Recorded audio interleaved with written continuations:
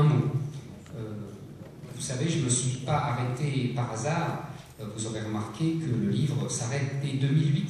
En fait, j'aurais très bien pu continuer 2009, 2010, 2011, 2012, 2013, 2014. Si je me suis arrêté, c'est parce que je considérais que la messe était dite. C'est-à-dire que je considérais qu'à partir de ces 40 ans dont j'avais fait le récit, tout devait s'enclencher inéluctablement.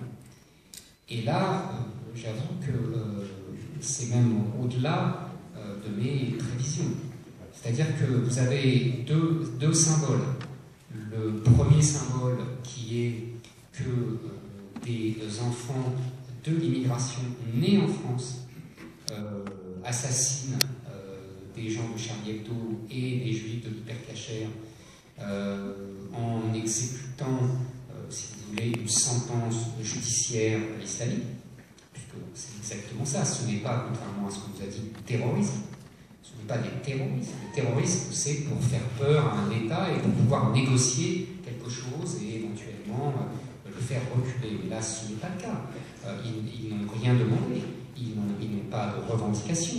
Ils ont exécuté en disant on a vengé le prophète tout simplement parce qu'ils estimaient que, en fonction de la loi islamique, ils avaient blasphémé. Ça nous paraît à nous complètement fou parce que nous avons supprimé le délit de blasphème depuis la Révolution française. Il existait auparavant, il était d'ailleurs depuis le temps très peu utilisé. On nous cite toujours l'exemple du monsieur de la Barre, dont Voltaire a fait grand cas, mais c'était justement un cas exceptionnel, déjà au XVIIIe siècle. Donc, si vous voulez, c'est ça qui s'est passé, donc c'est ce que j'annonçais.